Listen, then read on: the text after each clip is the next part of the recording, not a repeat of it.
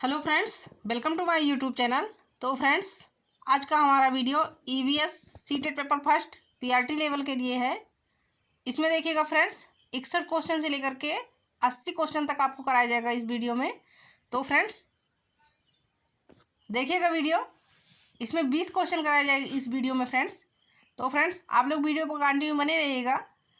बाकी सारे क्वेश्चन 20-20 करके हम हर वीडियो में करवाते जाएंगे फ्रेंड्स। आने वाला जो सीटेट जनवरी 2025 में होगा, तो फ्रेंड्स उसके लिए ये सारे क्वेश्चन बहुत ही महत्वपूर्ण है।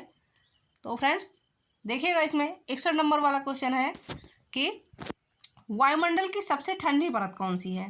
तो क्वेश्चन में क्या पूछा गया है कि वायुमंडल की सबसे ठंडी परत यानी which is the coldest layer of the atmosphere. वायुमंडल की सबसे ठंडी परत इसमें पूछा गया है।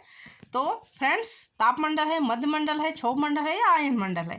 तो फ्रेंड्स वायुमंडल की जो सबसे ठंडी परत है यानी सबसे कोल्डेस्ट लेयर जो है, तो वो है मध्यमंडल। तो राइट आंसर इसका हो जाएगा ऑप्शन नंबर बी।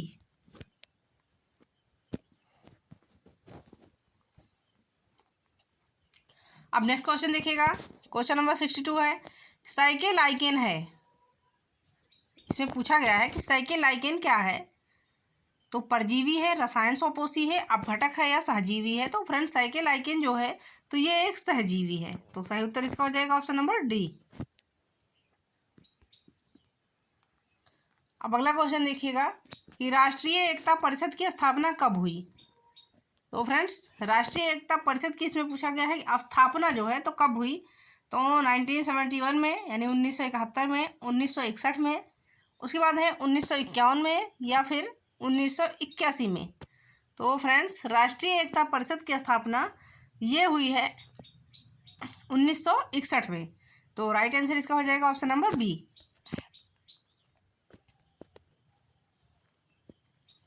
अगला देखिएगा क्वेश्चन, इसे मैच करना है यानी सुमेलित करना है। भारतीय संघ, राज्य, नगर निगम, ग्राम पंचायत। तो भारतीय संघ देखिएगा फ्रेंड्स, तो ये हो जाएगा प्रधानमंत्री। उसके बाद में है राज्य, तो राज्य का जो है ये हो जाएगा राज्यपाल। नगर निगम, तो नगर निगम का संबंध जो है मेयर से होता है, ये हो जाएगा। उसके बाद ग्राम पंचायत, तो ग्राम पंचायत जो होता है सरपंच। तो देखिएगा फ्रेंड्स, तो राइट आंसर इसका हो जाएगा ऑप्शन नंबर ए कि 1342।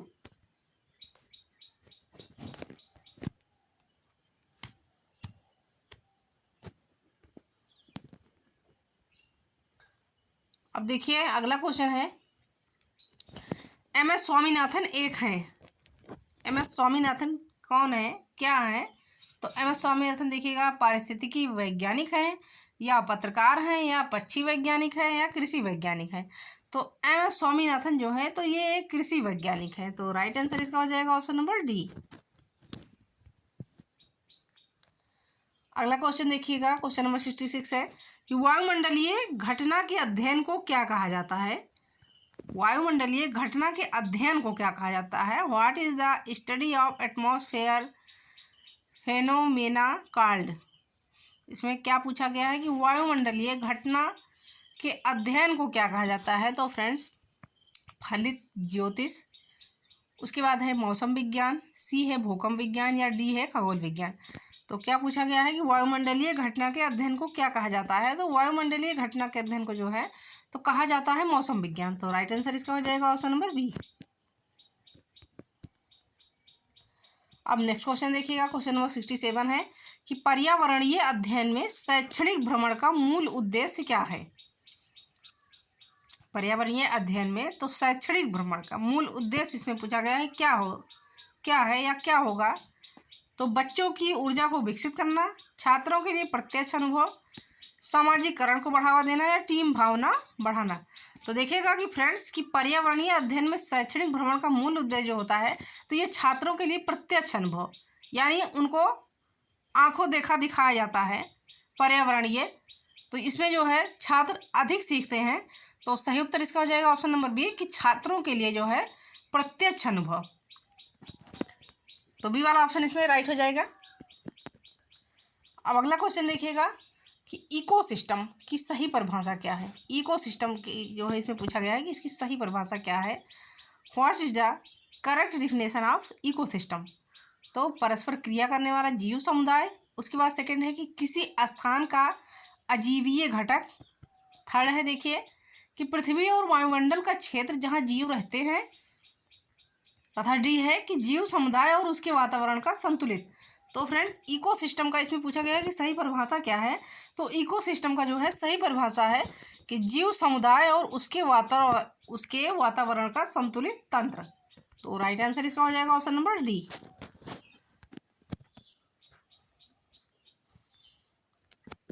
अगला देखिएगा, अगला क्वेश्चन है 69 नंबर की कृत्रिम वर्षा के लिए मेघ बीजन के लिए प्रयुक्त रसायन। कृत्रिम वर्षा के लिए पूछा गया है कि इसमें मेघ बीजन के लिए जो है तो प्रयुक्त रसायन कौन सा है। तो सिल्वर नाइट्रेट है, पोटेशियम ब्रोमाइड है, या सिल्वर आयोडाइड है, या पोटेशियम नाइट्रेट है। तो कृत्रिम वर्षा के लिए जो है मेघ बीजन, कृत्रिम वर्षा के लिए मेघ बीजन के लिए जो है प्रयुक्त रसायन, तो ये हो जाएगा सिल्वर आयोडाइड। तो राइट आंसर इसका हो जाएगा ऑप्शन नंबर सी।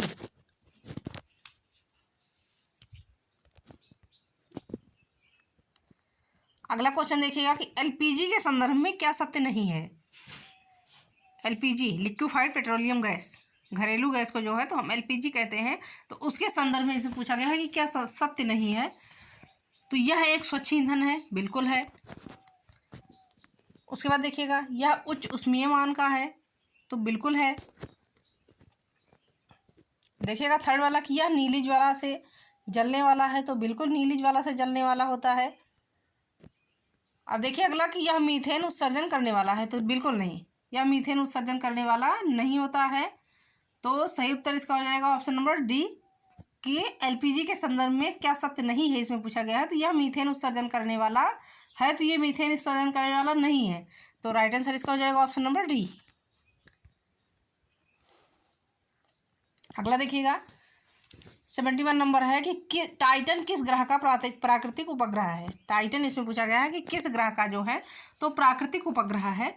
तो फ्रेंड टाइटन जो है वरुण का है, बुध का है, शनि का है या शुक्र का है। तो टाइटन जो है ये शनि ग्रह का प्राकृतिक उपग्रह है।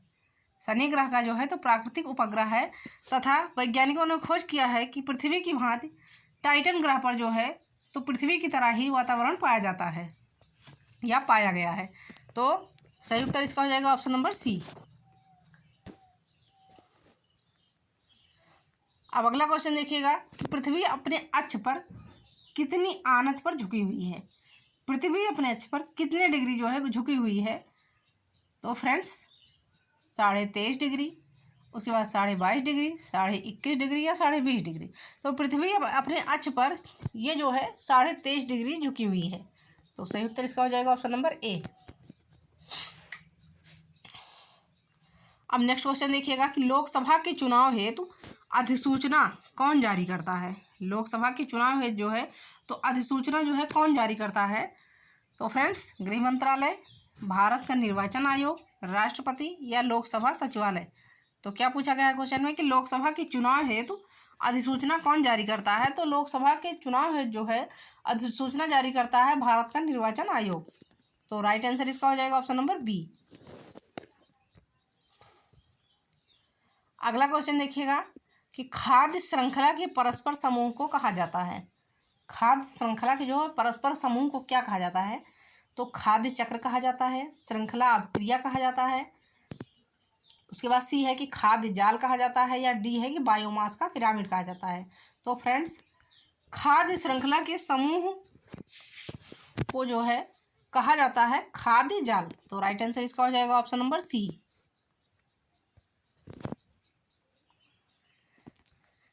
अगला क्वेश्चन देखिए, क्वेश्चन नंबर 75 है कि इनमें से कौन भारत का प्रमुख मुख्य न्यायाधीश था। Who among the following was the first chief justice of India. क्या पूछा गया इसमें क्वेश्चन में कि इनमें से जो है कौन भारत का मुख्य न्यायाधीश था या मुख्य जस्टिस यानी मेन जस्टिस इंडिया का कौन था। तो हीरालाल जी कानिया, उसके बाद बी है एम पतंजलि शास्त्री, सी है मेहर चंद महाजन, तथा डी है एसरार दास। तो फ्रेंड्स क्या पूछा गया क्वेश्चन में कि भारत का जो है प्रथम मुख्य न्यायाधीश कौन था। तो भारत का प्रथम मुख्य न्यायाधीश था हीरालाल जी कानिया। तो राइट आंसर इसका हो जाएगा ऑप्शन नंबर ए।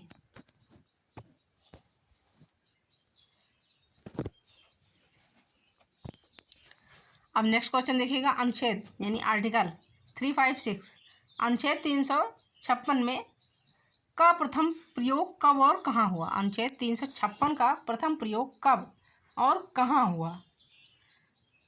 तो देखिएगा फ्रेंड्स, अनुच्छेद 356 का प्रथम प्रयोग ये कब और कहाँ हुआ। जम्मू कश्मीर 1956 में, केरल 1959 में, उसके बाद बिहार 1958 में, डी है मध्य प्रदेश 1957 में। तो क्या पूछा गया है क्वेश्चन में कि अनुच्छेद यानी आर्टिकल 356 का प्रथम प्रयोग कब और कहाँ हुआ। तो अनुच्छेद 356 का प्रयोग ये हुआ है केरल में तथा 1959 में। तो राइट आंसर इसका हो जाएगा ऑप्शन नंबर बी। अगला देखिएगा, अगला क्वेश्चन है कि 74वें संविधान संशोधन का संबंध है। 74वें संविधान संशोधन का संबंध जो है तो किससे है। ए है राष्ट्रपति की शक्तियों से, बी है ग्रामीण स्थानीय स्वशासन से, तथा सी है कि शहरी स्थानीय स्वशासन से, और डी है कि संसद की शक्तियों से। तो 74वें संविधान संशोधन का संबंध जो है तो ये है शहरी स्थानीय स्वशासन से। तो राइट आंसर इसका हो जाएगा ऑप्शन नंबर सी। अब नेक्स्ट क्वेश्चन देखिएगा, क्वेश्चन नंबर 78 है कि बंगाल का पहला गवर्नर जनरल कौन था। Who was the first governor general of Bengal. क्या पूछा गया क्वेश्चन में, बंगाल का पहला गवर्नर जनरल कौन था। तो रॉबर्ट क्लाइव, वारेन हेस्टिंग्स, उसके बाद है विलियम बेंटिंक तथा कॉर्नवालिस। तो बंगाल का जो है पहला गवर्नर जनरल ये था वारेन हेस्टिंग्स। तो राइट आंसर इसका हो जाएगा ऑप्शन नंबर बी। अब नेक्स्ट क्वेश्चन देखिएगा कि निम्न में से कौन भारत का पहला वायसराय था। Who among the following was the first victory of India. तो देखिएगा फ्रेंड्स कि पहला वायसराय लॉर्ड कॉर्नवालिस,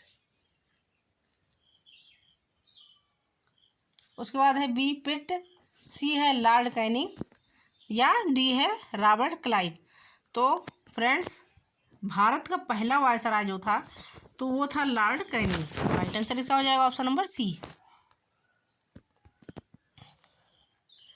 अब इस वीडियो का सबसे लास्ट वाला क्वेश्चन देखिएगा कि महासागरों की सतह पर सूर्य के और चांद के गुरुत्वाकर्षण से बनती है। महासागरों के सतह पर सूर्य और चांद के गुरुत्वाकर्षण से क्या बनता है। तो धाराएं बनता है, अपवाह बनता है, ज्वार भाटा बनता है, या लहरें बनती है। तो फ्रेंड्स महासागरों की सतह पर सूर्य और चांद के गुरुत्वाकर्षण से तो बनता है ज्वार भाटा। तो सही उत्तर इसका हो जाएगा ऑप्शन नंबर सी।